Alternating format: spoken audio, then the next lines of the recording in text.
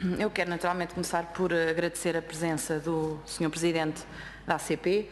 Nós consideramos que esta matéria é da maior importância e também é da maior importância ouvir o que a ACP tem a dizer sobre o diploma em discussão. A verdade é que, pese embora um dos propósitos deste diploma seja evidentemente atenuar ou minimizar o diferencial fiscal entre Portugal e Espanha, a verdade é que vem muito em resposta àquele que foi o grande aumento do preço dos combustíveis em resultado do aumento do ISP operado por via de uma portaria em fevereiro deste ano. E que vai penalizar naturalmente as famílias, as empresas e toda a atividade económica. Devo dizer, antes de mais, que nós, o Grupo Parlamentar do PSD, foi desde o início contra este aumento. Desde logo porque o aumento do ISP é absolutamente regressivo na medida em que penaliza, na mesma medida, qualquer cidadão português ou qualquer empresa. E, na altura, houve, evidentemente, à margem da discussão orçamental, a portaria entrou em vigor à margem daquilo que era a discussão do orçamento para este ano, e nós fomos contra, porque houve, com o aumento do ISP, o aumento dos custos de contexto, que é, na conversa com qualquer empresário, uma das principais dificuldades ou um dos principais obstáculos para o desenvolvimento da sua atividade.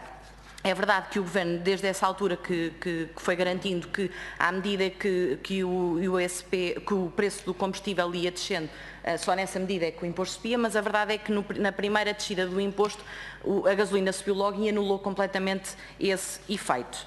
Após muita pressão, chegamos então a este diploma, à proposta de Lei 23, que, na opinião do PSD, tem vários problemas. Desde logo porque é uma resposta tardia, porque nós estamos a discuti-la em julho de 2016 e o aumento do imposto já se verificou em fevereiro deste ano. Depois é uma solução, é um remendo, se calhar muito em resultado de alguma contestação que determinados grupos fizeram e eventualmente poderá ser também a resposta a isso. Mas vários dos problemas que nós identificamos é desde logo, em primeiro lugar, a discriminação do território. É verdade que a proposta prevê a sua entrada em vigor no dia 1 de janeiro, mas também é verdade e não podemos ignorar que tem um regime experimental que na prática é um regime excepcional para 4 zonas de fronteira do nosso país. Inicialmente até eram 3, entretanto houve um aumento para 4. Com a gravidade de, se todo o país foi penalizado com o aumento do ISP, há 4 zonas do país que terão uma atenuação dos efeitos desta subida. Em segundo lugar, o segundo problema é, evidentemente, a discriminação dos operadores, porque nós não estamos a assistir apenas a um tratamento distinto entre empresas de transporte e todas as outras empresas. Mesmo dentro das empresas de transporte, há umas que vão ficar abrangidas pelo diploma, transporte de mercadorias, enquanto as empresas de transporte de passageiros não vão ficar abrangidas. E deixe-me partilhar consigo, porque nós já tivemos várias audições relativamente a este diploma. E, à partida, nós pensaríamos que as empresas de transporte de passageiros não seriam abrangidas, eventualmente uma questão orçamental.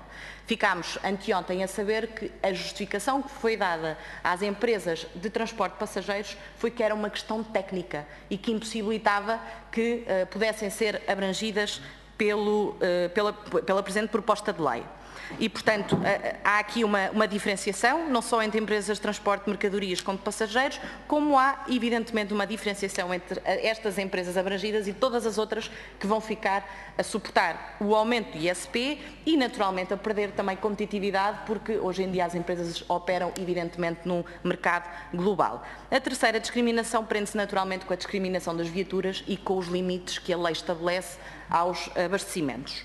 Em quarto lugar, e nós temos reforçado bastante naquilo que é a opinião do PSD e muitas das empresas que nos fizeram chegar também partilham desta preocupação, e as associações, mesmo aquelas que estão abrangidas pelo diploma, que é a carga burocrática. Porque nós assistimos ao aumento dos custos de contexto, naturalmente, em virtude do aumento do ISP, e para resolver este problema, o Governo oferece esta carga burocrática que está subjacente à proposta de lei. Aliás, uma das associações que está abrangida pela proposta de lei dizia que o Governo dá com uma mão aquilo que tira com outra. E eu acho que é paradigmático este trade-off do Governo precisamente naquilo que é a carga burocrática. Porque eu não vou obviamente escalpelizar o diploma, mas desde a certificação pela AT dos sistemas de registro, a comunicação dos abastecimentos, bem como dos locais de abastecimento, a isto juntam-se um conjunto enorme de obrigações acessórias a que as empresas ficarão obrigadas. E, portanto, eu terminava fazendo-lhe algumas questões, desde logo, como é que a ACP avalia este mecanismo do reembolso, porque, então nós também tivemos a oportunidade de dizer na discussão na generalidade o seguinte: se o Governo queria efetivamente ajudar as empresas, que criasse um mecanismo automático. Não seria nenhuma novidade, não seria nenhuma inovação. Existe, por exemplo, no que diz respeito ao gasóleo agrícola, já uma forma de haver um desconto automático. E, portanto, porque na prática o que vai acontecer é o Estado vai ficar durante 3 meses com o dinheiro que, em teoria, deveria ter logo sido devolvido aos operadores.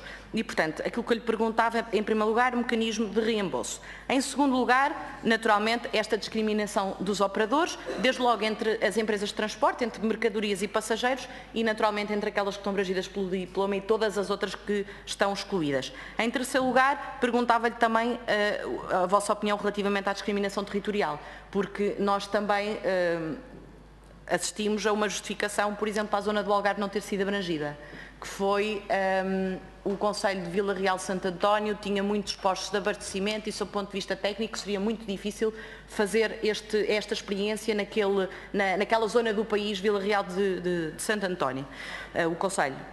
E, portanto, a questão territorial. Em quarto lugar, naturalmente, a questão burocrática, que nos preocupa grandemente.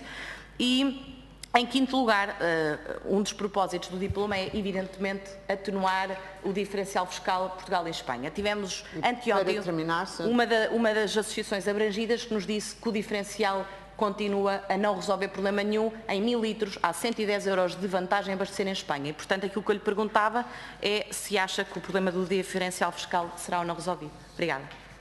Muito obrigada.